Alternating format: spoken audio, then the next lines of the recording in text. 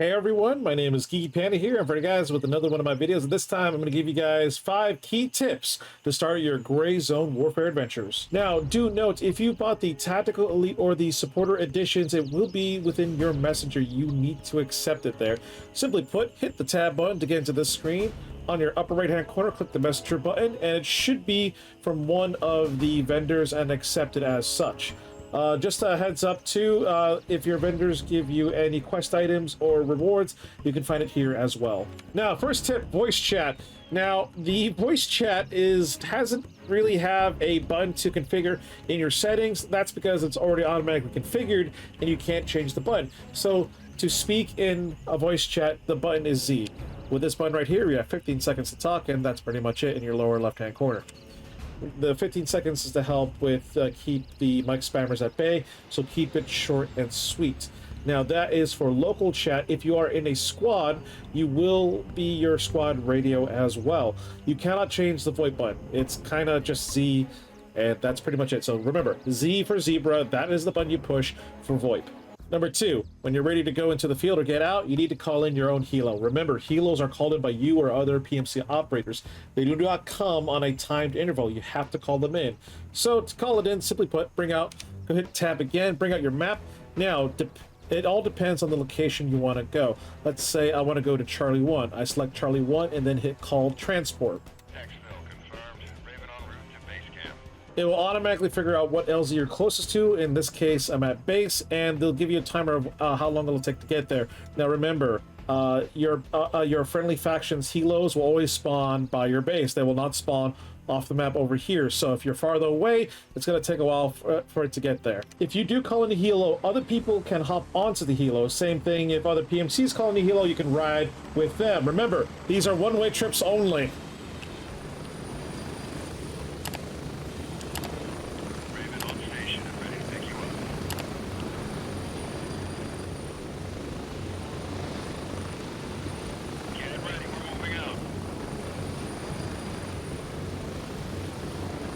Remember, you only have a few seconds before the chopper takes off, so make sure you're there. Now, just remember, when the helo is coming in, do not stand in front of it or directly where it's going to land, or else you're going to get squished.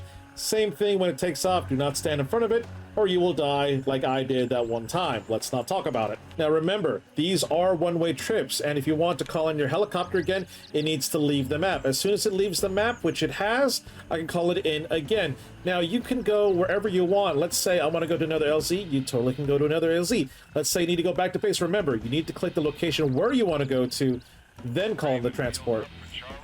And then it'll give you a time of when it'll arrive. So just make sure you stay close to your LZ and wait for the helicopter to come. Now, you can't call in the chopper if you're still a ways away from the LZ. It will give you extra time to arrive there, so make sure you arrive there on time so you can get the hell out of the area.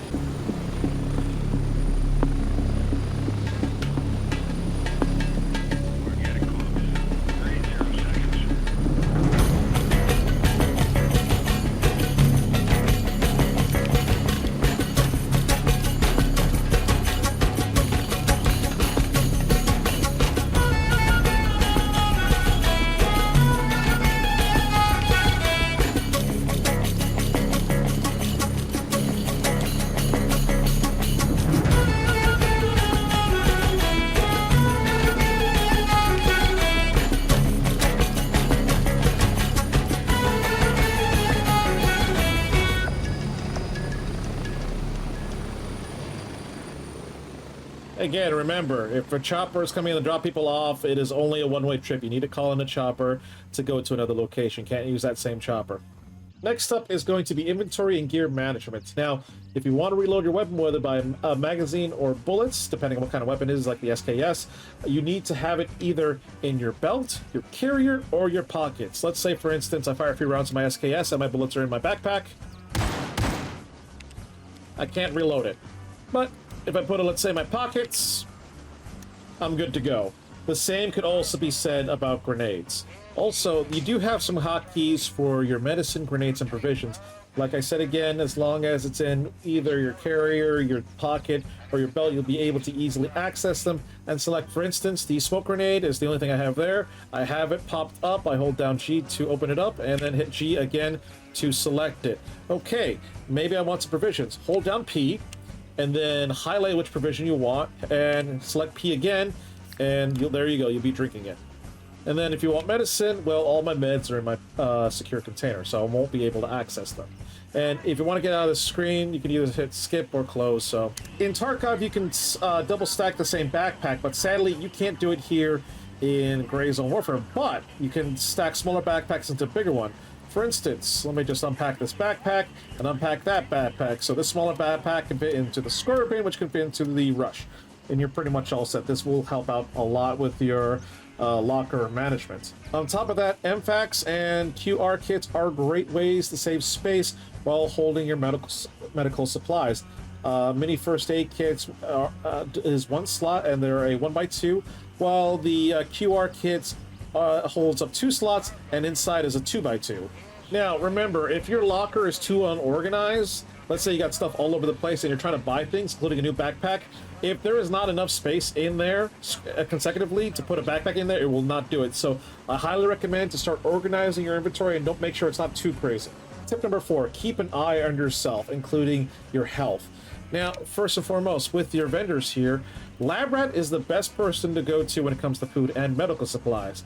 And for everyone else, you want guns or Handshake, Handshake is, all the gear that you'll wear, and while Gunny is all the guns and bullets that you need. But Lab Rat will have all your medical supplies and food that you need. With that, you need to keep an eye on things, including, if I hit tab, go to character, your blood, hydration, and energy. You want to make sure these are in the green. If they start going down, it will affect you greatly, especially blood. If you lose too much blood due to being in a firefight and you're starting to bleed, you need to patch it up immediately. This is why I always recommend having a blood kit on you so you can pump your own blood, because if you lose too much, you will pass out from blood loss and someone else needs to fix you.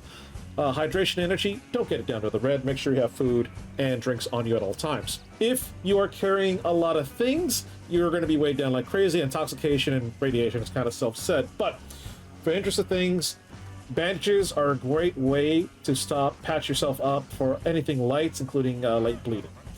Heavier side, tourniquet is going to be your best bet for the job. If you accidentally broken a bone or fractured it or whatever, use a splint. If you have damaged internal organs, a surgical suture kit is the best thing to do it. And if you want to know if you have damaged organs, this health screen will appear and will actually highlight the organ in question. And the same thing goes for the bones and everything else in between. Painkillers are, well, painkillers. It'll help keep you going to help numb the pain for a little bit. If somehow, and I don't know how, you got yourself toxins or chemical exposure, activated charcoal will take them to help out.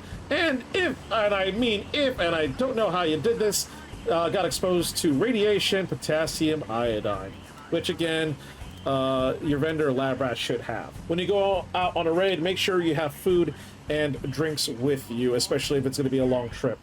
Tip number 5, the map. Again, very important. It is a huge, and I do mean a huge place to check out. With that, there are different points of interest or POIs to see, which includes its own LZs or landing zones to unlock. And all you really got to do is just literally walk in the area and you'll unlock it, including Charlie 3 right here at 145 by 158. Now, remember that your starting village out here, think of this as your beginner area. This is where the enemies are not too chatted up, basically. You get your missions done, all that. But as soon as you start going down, let's say by the sawmill or by Fort Nerith, the enemies are going to be a lot tougher. They're going to have better gear on them, including better armor and better weapons. So make sure you pack accordingly. Now, another key tip that I almost totally forgot is your secure container. Now, like Escape from Tark, whatever you put in your secure container, if you do go down, don't worry, any items in there, it'll be brought back with you when you respawn. Now, here's the cool thing. Not only you can put your medical items in there, you can also, let's say, hey, I want to put a spare magazine in there. You totally can. Hey, I want to put a pistol in there. Totally can. Quest items in there? They can. There's no, let's say, found in raid status. So as soon as you got a quest item, I would recommend putting it in there.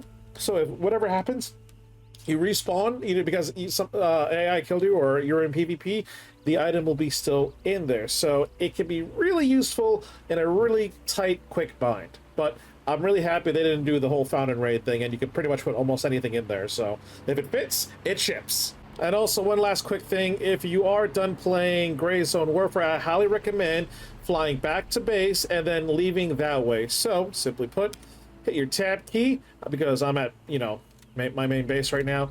Hit safely and deployment, and you are in base camp and can safely extract from AO. Once you do that, you're pretty much done. Other than that, those are my tips for Gray Zone Warfare. I hope these tips help you out. If you have any other tips out there, please post down in the comment box below. Other than that, hit that like button if this video helped you out. Don't forget to subscribe if you haven't already. And no, that's pretty much it.